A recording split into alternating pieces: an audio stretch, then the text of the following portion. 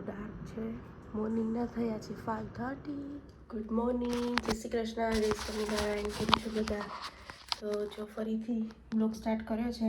મોર્નિંગના time થયો છે 5:30, 5:30 વાગ્યા છે. અને ઉઠીને નાહી ધોઈને કિચનમાં આવી ગઈ છું. અને બસ જો આ કોલીફ્લાવર લઈ લીધું છે. તો આજે મારે જોબ પર જવાનું છે એટલે મોર્નિંગમાં છું કેવું કે શાક ને ઇઝી જ બનાવતી હોઉં જ્યારે પણ જોબ હોય ત્યારે. અને શાક ને એવું જે કંઈ બનાવવાનું હોય ને એ સવારમાં જ બનાવીને જાઓ એટલે સાંજે પછી 7 o'clock થઈ જાય તો આવીને સીધી ખાલી રોટલી ને પરાઠા ભાખરી જે કરવું હોય એ જ રહી. કારણ કે એવરીડે અમે લોકો છે ને મોર્નિંગમાં અમે લોકો વહેલા જમી લઈએ છીએ. લાઈક 6:30 6:30 થતા સુધીમાં જમી લઈએ. પણ હું જોબ પર હોઉં ત્યારે 6:45 તો ઓલમોસ્ટ થઈ જ જાય, 6:30 6:45. એટલે પછી આવીને સીધી રોટલી જ રહે. બહુ પછી ખાવું ના થાય છોકરાઓને જે ભૂખ લાગી હોય, કારણ કે એવરીડે વહેલા ખાઈએ એટલે અત્યારે જો ફુલાવરનું જલ્દી બની જાય એવું ફુલાવરનું શાક ને મિક્સ શાક ને એવું બધું બનાવી દઉં છું. પરવસનવી હજી સૂતા છે. ઠંડી પણ સારી એવી છે બહાર અત્યારે મોર્નિંગમાં. તો અહીંયા જો કોલીફ્લાવર તો કટ થઈ ગયું છે. અને હવે આમાં હું એડ કરીશ આ તુવેરના દાણા આવી રીતે. તો આ ફ્રોઝન છે. તો અહીંયા છે ને આવી રીતે આ ફોલેલી તુવેર મળે અને ફૂલવાનો અહીંયા એટલો ટાઈમ ન હોય એટલે ફૂલેલી તુવેર હોય તો ઇઝી રહે. તો આવા છે ને અમે આખું બોક્સ લીધું હતું, જથ્થાબંધ લીધા હતા. તો બલ્કમાં લીધા હતા તો લગભગ 15 થી 20 જેવા આવા પેકેટ હતા. લાગ્યા 200 ગ્રામના પેકેટ છે. તો મેં છે ને ફ્રોઝન કરી દીધી હતી એટલે તુવેર બહુ ભાવે એટલે પછી કંઈ પણ આવું શાક બનાવીએ તો જે શાકમાં જતી હોય એ શાકમાં નાખું. અને રાઈસમાં, ખીચડીમાં, એમાં બધામાં થોડું આવી રીતે તુવેર નાખું. ફ્રોઝન તો અહીંયા મળે જ છે પણ આ ફ્રોઝન નથી, મેં આ ગ્રીન જ છે પણ મેં ફ્રોઝનમાં મૂકી દીધી હતી. આવી રીતે જ્યારે તુવેરની અત્યારે સિઝન છે, વિન્ટર છે તો ઇન્ડિયાથી આવતો હોય બધો સામાન, તો અત્યારે તુવેર મળી જાય.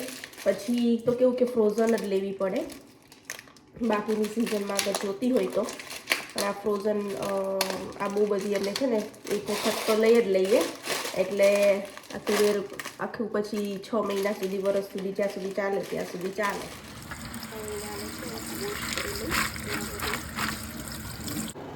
તો અહીંયા છે ને પેનમાં ઓઇલ એડ કરી દઈશ.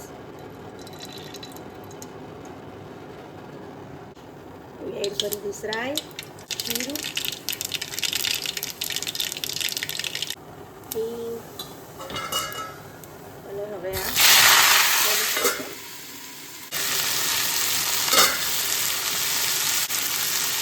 કરી દઉં.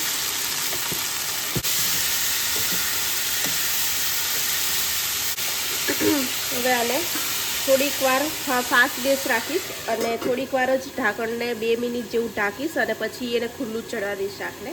કારણ કે વોશ કર્યું હોય એટલે આમે તે પછી નહીં તો સાવ એકદમ ભેગું થઈ જાય એટલા માટે. અને અહીંયા છે ને રોટલી વઘારવા માટે પણ તેલ મૂકી દીધું છે. એમાં જીરું એડ કરી, હળદર અને રોટલી કટકા કરેલી, મીઠું તો ખાઈ લેશે. બાકી કાલના હવે આની અંદર છે ને હાફ ટમેટું એડ કરી દઈશ. હવે ધાણા જીરું અને રેડ ચટણી.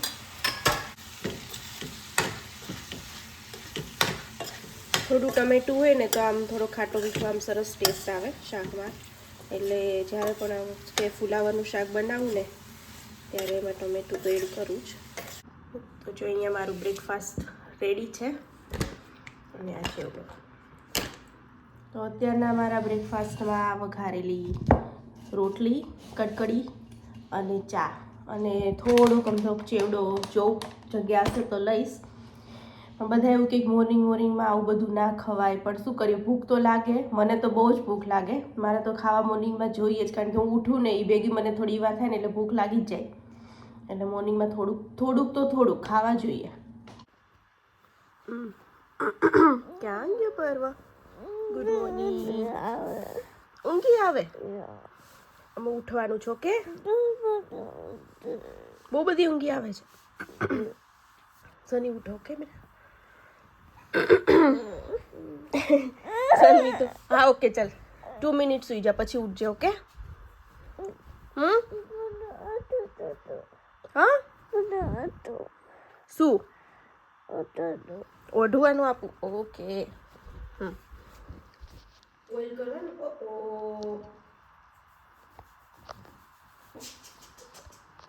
પેલો રેડી થઈ ગયો હે ને સ્કૂલે જવા માટે. ગીવ મી કોણ સની.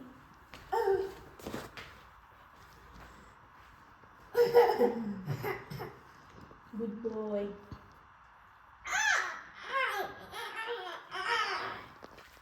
चलो फिर your shoes पहले करो. Come on, let's wear your shoes.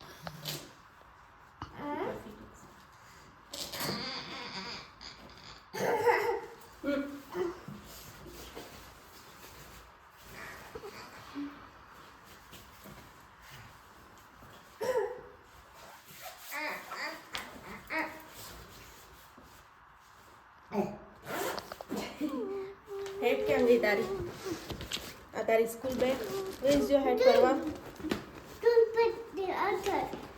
Hey, Amma, other. No, Amma, other. Hello પરવા.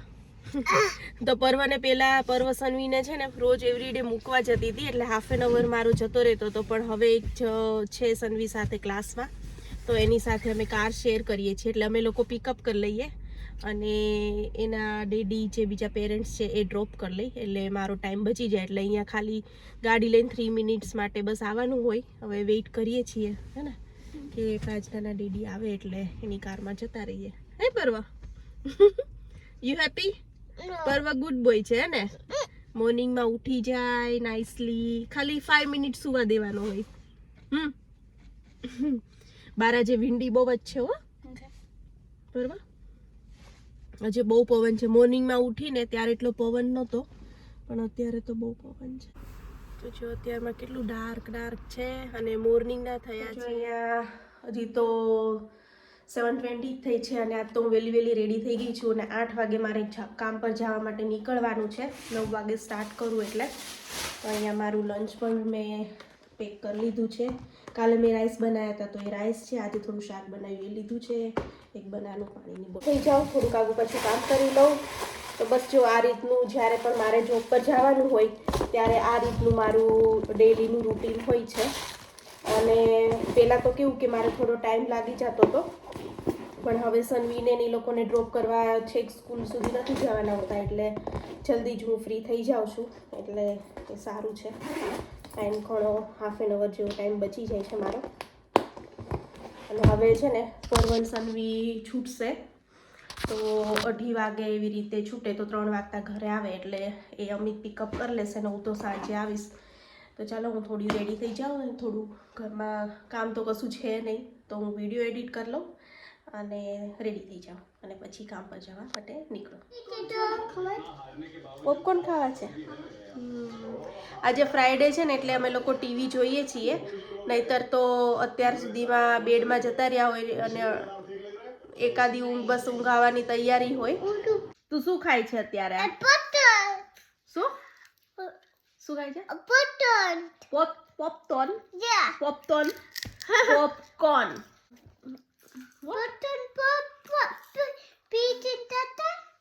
પીથી સ્ટાર્ટ થાય. યસ પોપકોર્ન પથી સ્ટાર્ટ થાય. હા